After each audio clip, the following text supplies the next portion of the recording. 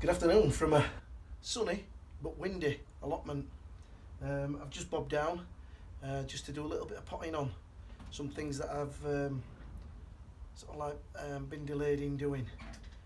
So first things I'm going to put on at this moment is my habanero chilies.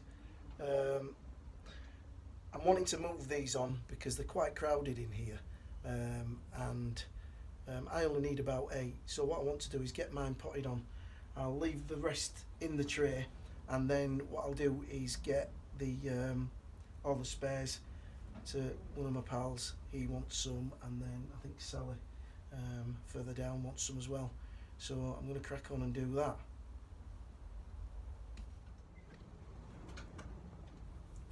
So I've got my pots ready. I simply just seize these out, not disturbing the roots, and bob them in. As I say, I only need around 8, and to be totally honest with you, these aren't for me. These are for a friend that likes really spicy dishes. I'm more of a, I can take a little bit of heat. In terms of Indian food, it's probably a medium madras for me. So these are a little bit too spicy. I'm just doing these and passing them on. There you go, you can see there's a nice root on there. And just bob that in there. And then what I do with these is they go in a tray and straight back in a propagator. So they've got double insulation, if you like, and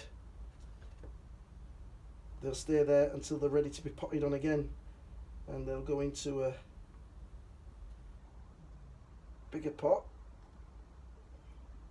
And I think normally for me it's a 3-stage potting process before they actually get into their final pots, and then they're bobbed out on the stage in here in the bigger greenhouse. As I say, the greenhouse turns into a hothouse by the time we're getting into sort of June or so. So these are quite nice and easy to work with. Don't put too much pressure on the leaf itself.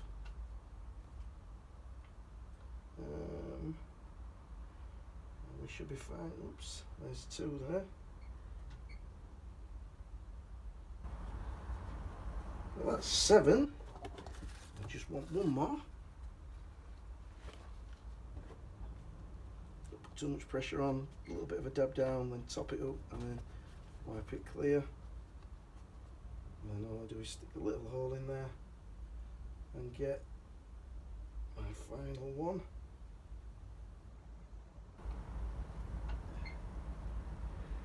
In she goes.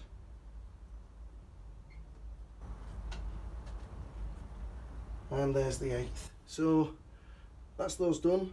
I will put them in the reservoir, let them get watered from underneath rather than on top. They're a delicate seed, so if you start putting water on top of that, you know, you're starting to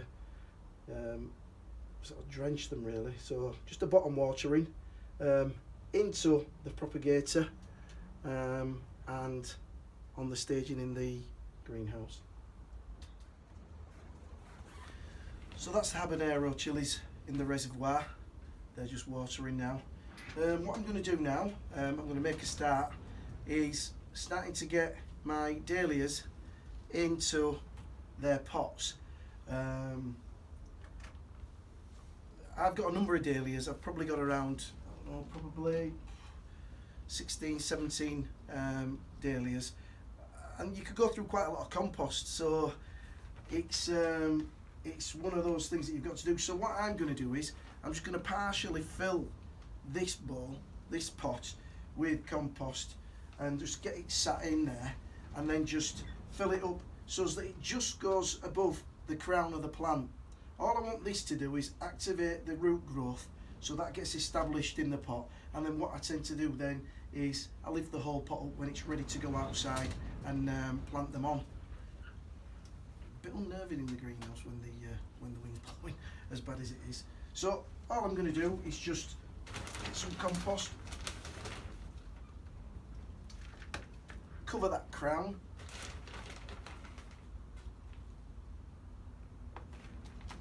just make sure the compost can get all the way around it and there's no air gaps, and that can sit in there nicely. So I've just covered that up. It was literally 2 scoops of compost, as you can see there, just up to the crown. So I'm not wasting compost there, you know, I'm being very conservative with it. And then what should start to happen, you should start seeing shoots coming up from these crowns. I'll give that a little water, and that should kick-start growth. So that's one down, and I don't know how many to go, so I'll crack on with that. So that's the habanero over in the second greenhouse now. They're potted on. As you can see, they're in a tray, so the propagator lid will go on there. They've joined the sweet peppers, which are colour spectrum at the back there. And we've got some Frigitello there, and then some Scotch bonnet over the top.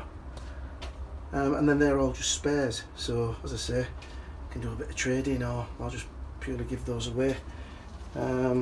Everything's doing okay in here. I think it's going to be the next week or so. I'm going to get these broad beans out, along with the shallots. The stir on onions, they've gone. They're down in the raised beds just down there, a couple in there. I think I've got 40 that have gone in over there. I did those at the weekend, and what I also have started is my Charlotte's first early potatoes, and I've started those in bags, so they're in the greenhouse. Each bag's got 3 potatoes in, and what I've done is I've put 2 at the bottom, then laid it up and put another one sort of in the centre and laid that up. Once they start to show through, I'll top those bags right the way up. So hopefully they'll be kicking on 8-10 weeks or so, which might be just in time for the barbecue season. Fingers crossed. So I'm back in greenhouse number 1, the bigger greenhouse, the one that I feel more secure in, to be fair. The smaller one does rattle about a little bit, so I never feel comfortable. So here, there's still quite a lot of potting on to do. Got some rainbow chard there. We have some tumbling tomatoes there. They're a bit leggy, but I'm going to plant them as deep as I can. We've also got some more bushy tomatoes, Lassetto. Lupins, they're the ones that I've got left over. I've already potted these ones on. Got some Savoy cabbage coming through there, and the red Ladero that I did just the other week. So they're going to go out into the cold frame, because I don't want them rushing on. I want them to just grow steady away, slow and steady, to make some nice healthy plants. I don't want them in here where it's quite warm during the day and I'm pushing on, and then I'm really then struggling to hold them back before I can put them out without risking frost. It's just some there. So there's some Moscato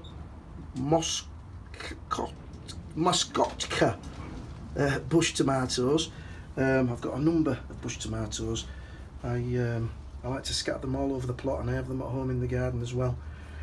Some more potting on to do here with the Gadisha. They're up quite well now, and the Lavateria there. The Sun Gold tomatoes and the Moneymakers need to be moved on. The Cara potatoes, main crops, are chitting nicely. The Kerry's Pink are a little bit slower.